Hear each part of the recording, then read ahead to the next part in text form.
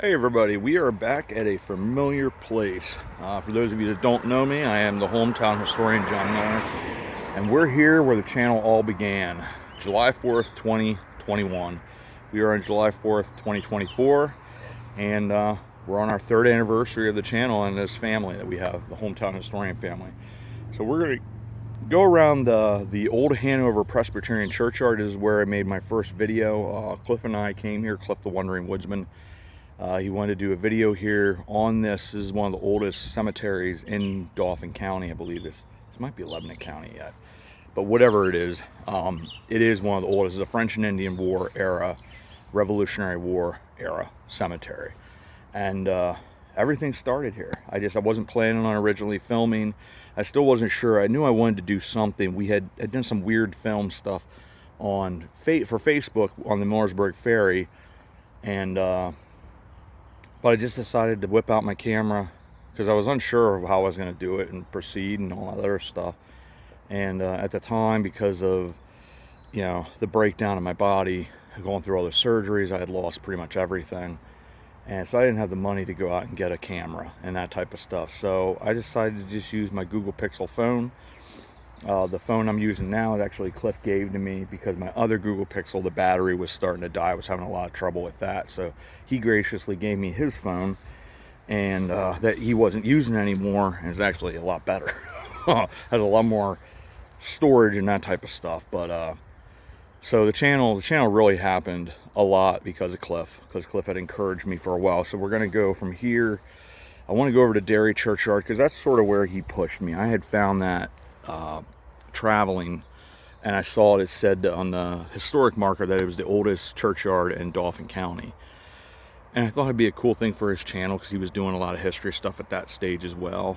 And so we went there when I was getting one of my PICC line evaluations.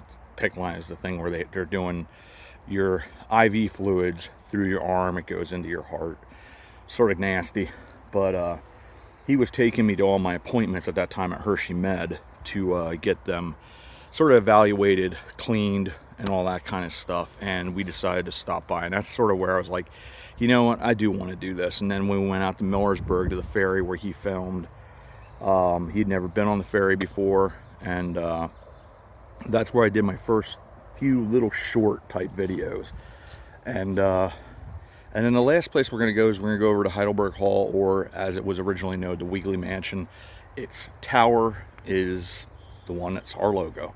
So I'm going to turn this around. It's hot, so this isn't going to be a real long video, but I just want to show you a bunch of the unique things as we walk around this amazing cemetery that has so many veterans in it here on July 4th, our Independence Day here in America.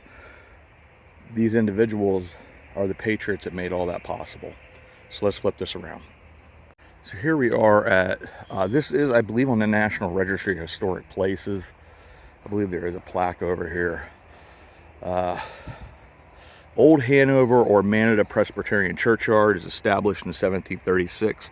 This site is registered on Pennsylvania's official inventory of historic places. So maybe not in the national American Preservation and Reformed Historical Site. And then they have, here's the different veterans that served in American Revolution. Now they do have Colonel John Rogers here. He actually, interesting enough, one of the signers on the Hanover Resolves, I believe John Barnett was also, or that's the son of, I think, James Barnett, who signed as well. Anyways, John Rogers, he's actually not buried here. He's buried over at the Derry Presbyterian. I still haven't found out exactly why, but needless to say, very interesting that they have him as buried here, because this was his home church, but he actually is buried over at Derry Presbyterian. So here they have all the, and you can pause on this, the officers that were all here, and then the soldiers and patriots that also fought for our country's freedom. And this would have been the vast majority of individuals that lived in this area at that time. And then here they have the Hanover Presbyterian Churchyard wall preservation. So this wall was rebuilt. So said, within these walls lies the bodies of some of the first settlers of East Hanover Township, Dauphin County, Pennsylvania, as well as veterans of the French and Indian War, the Revolutionary War, the War of 1812, and the Civil War. This historic and hallowed ground, please treat it with dignity and respect. Wall restoration completed in May 2005. And there's all these different people that donated to it. So this is always an interesting gate to open, because it is definitely old style. Oh, holy shit, trouble. It's like a feat and like a circus act.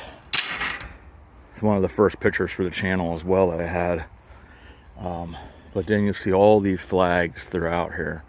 They're all veterans. Supposedly as well, William Clark is buried here, which they've taken him off Find a Grave now. His father was, I believe is his father, is one of the signers of the Hanover Resolves as well. This is basically the area where it originated.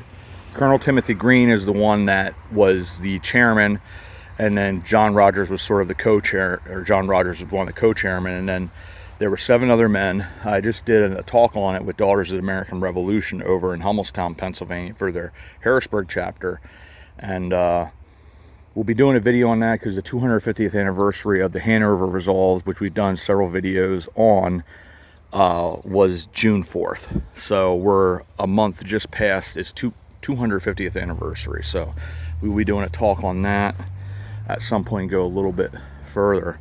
Always, like, you know, these cemeteries, there's a lot of interesting things, and you see the different people that, this guy's Revolutionary War vet, John Hampton. There's a Joseph A. Says that Joseph A. Hampton, he was actually a Civil War vet.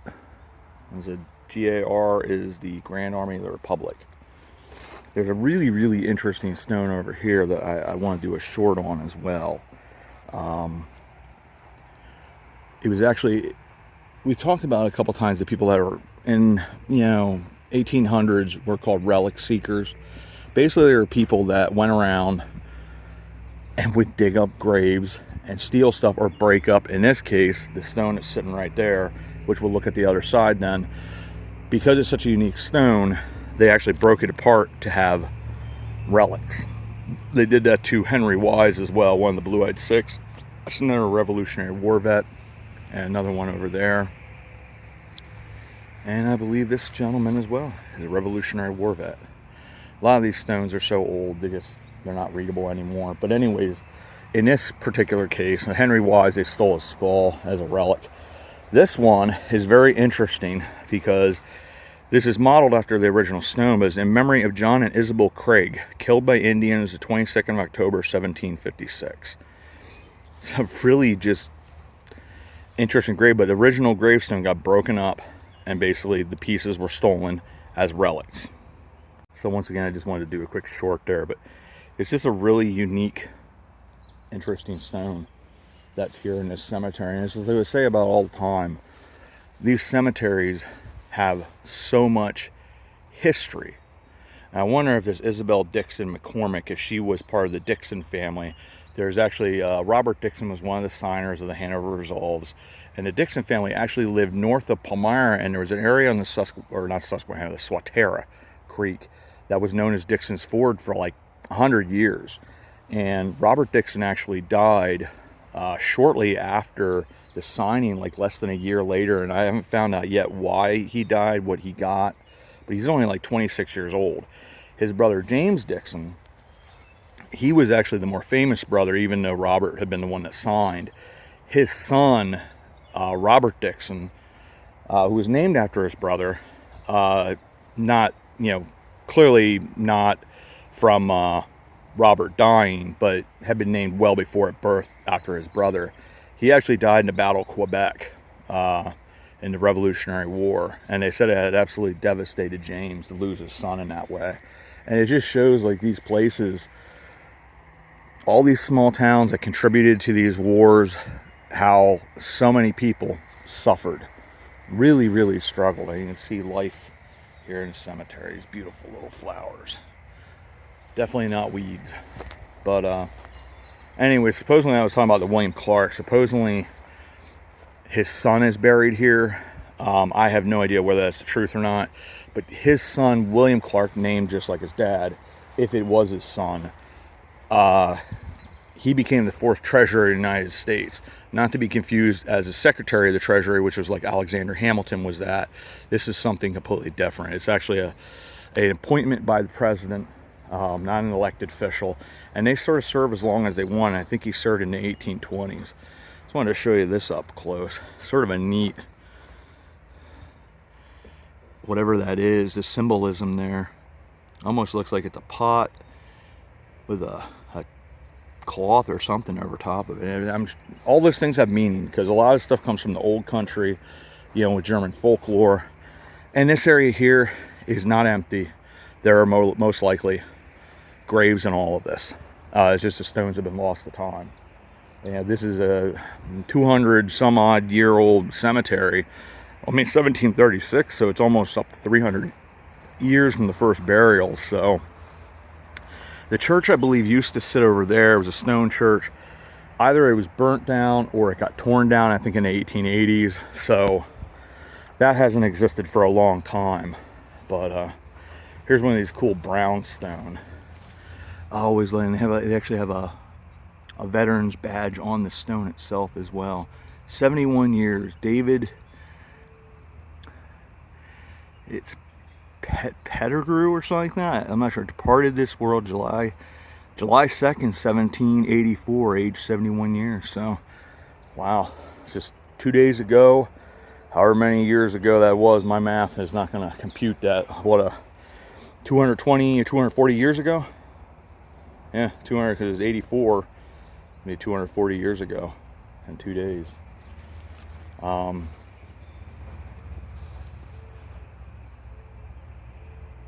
think that guy's William T. Is at home? Wow. And you can see up the top there would have been some kind of scrolling on there, scroll work, and doesn't exist anymore. It's a shame. But that is, over time, these stones they just wear down, they weather. It is what it is. So one of the cemeteries that's the hardest, and you see here, these are some of the field stones. And there's probably a lot of these are people that couldn't afford a cemetery stone, so a lot of these areas might even be field stones and things like that. And I don't know whether this is true or not, but a lot of times you had field stones. They were sometimes Indian burials, and also you would have, because slavery would have still been existent in the time period when the cemetery started, some of these could actually be slaves of African descent, could be buried here. Because this was a farming community, so you'd have plantations and whatnot. So, record-wise, who knows who's all buried? I mean, there's another massive section that just doesn't have stones. Another massive section over there. They're buried throughout here. It's just the nature of how it works with these cemeteries. But, yeah, I mean, you really do think about the history of all these folks that are here. Like, you could write books about these people's lives, the loves that they knew, the sorrows that they knew. They certainly had plenty of those. A lot of joys as well, but, this was the frontier. You were starting a brand new life. This was the wilderness to the European settlers that came here. Obviously, the Native Americans had been here for thousands of years, so it wasn't the wilderness to them. They knew it very, very well. But for these people, they were creating a whole new life for future generations and for us. And so many of these people fought, so many, you see the circular ones there, a lot of them are Revolutionary War vets. A bunch of them are French and Indian War vets. These were wars that got fought that cost a great deal. I'll tell you, that one is like really. Memory of James Todd, who departed this life on the 2nd day of September, 1783, age 71 years. He was also a Revolutionary vet. You see so much out in these cemeteries. You see the iconography. You see just the stories upon stories that are here. And I always say history is out there, my friends. And it is. And it's just a question of, can we find it? because so much of this is here. So there's a lot of stuff that we want to try to find with the Hanover results. This is pretty cool. Here's another memory of John McElhenney, who died June 25th, 1806, age 51 years, 10 months, 14 days. He was a private in the 4th Battalion of the Lancaster County PA Militia, because this would have been Lancaster County at the time. Dauphin County didn't get created till, I think it was the 1780s.